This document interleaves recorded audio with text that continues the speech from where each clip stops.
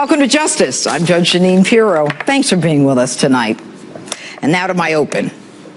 The presidential election in 38 days now comes down to the battle of political corruption versus truth, where one candidate chooses political correctness, the other brave enough to state the obvious.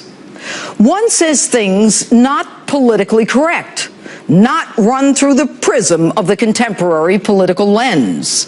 The other says things that are, oh, so perfectly politically correct, considers words carefully, filters them, and then flat out lies to our faces. All the while, anarchy on our streets, riots against the one line of defense that separates us from chaos, kids shot on playgrounds with little notice, and virtually the same number of people killed in one city, Chicago, than died in the Iraq War. And now global terrorism enters the homeland. One candidate sees the turmoil, the other says everything is great and life is beautiful, and prefers to talk about name-calling and the implicit bias that we have. Lester, I think implicit bias is a problem for everyone, not just police. I think, unfortunately, too many of us in our great country jump to conclusions about each other. And therefore, I think we need all of us to be asking hard questions about, why am I feeling this way? Isn't that nice? It's not so implicit, Hillary, when you call tens of millions of Americans who disagree with you every name in the book. You call us deplorable, and you tell us we are not America. Who then is America, Hillary? The people you're bringing in from other parts of the world? But no, you're worried about Donald Trump's name-calling 20 years ago. Now, you asked yourselves, folks, what's that got to do with anything?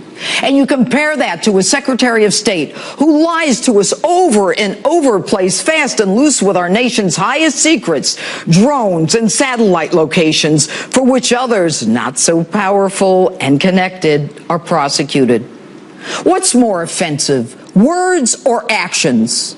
A woman who ensures no one finds out what's going on in our State Department, who along with her cabal are wheeling and dealing between the State Department and her so-called charitable foundation, and when caught, evidence is destroyed with hammers and bleach pit. A woman who runs the State Department like a private piggy bank, missing $6 billion during her tenure. You tell me what's worse, name-calling or lying to grieving parents as their sons' bodies lay cold in caskets at Air Force Base, at Andrews Air Force Base, and then turning around and calling those very same parents liars. Like your husband, Hillary, impeached for lying, perjury, and obstruction of justice, you do it with arrogance and righteous indignation. And although he may be impolitic, and while I am not a fan of things he said 20 years ago about a woman under a contractual obligation to maintain her appearance, your history with women is all about destroying them. When you represented a pedophile who raped a 12-year-old girl, raped her into a coma for 5 days, her reproductive organs destroyed, you not only laughed when your pedophile client passed a lie detector, but you trashed an innocent sixth grader, a victim, saying with no factual basis she sought out men like her rapist and she was mentally unstable.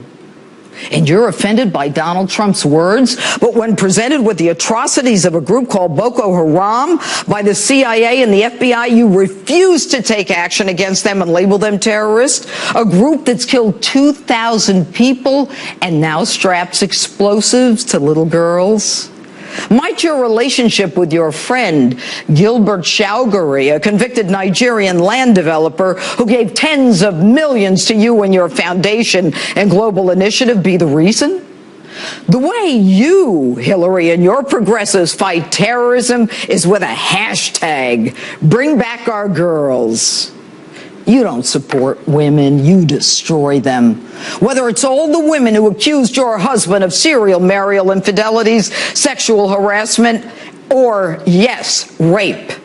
Instead of protecting that 12-year-old, protecting a college intern, protecting a woman who claimed to be raped, your job, ruin them. Destroy any woman who gets in the way of your ambition. None of it the predator's fault.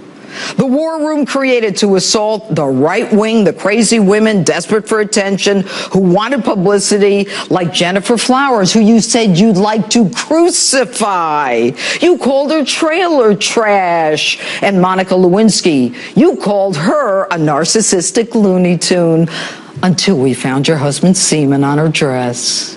And Juanita Broderick, who says you threatened her. And I don't know what you said about Paula Jones, but you and your husband had to pay her $850,000 for your husband's sexual misdeeds. And you call them all bimbos. She's gaming you, folks. She takes money from countries who stone women for adultery to death. They kill them. They throw gays out of buildings. They kill them.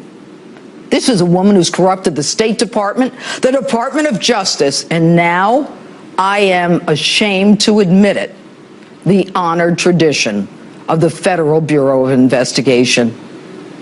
What's important, folks, are not words. What's important are actions. What's important is how one candidate has chosen to lie about issues that involve the government of the greatest nation on earth. One candidate who has chosen to lie about how she conducts the business of the United States of America, our business, the people's business, the governance of our nation. And now that you know what she is capable of, what's more important to you, political correctness or the truth? And that's my open. Tell me what you think on my Facebook page or Twitter, #Judge Jeanine.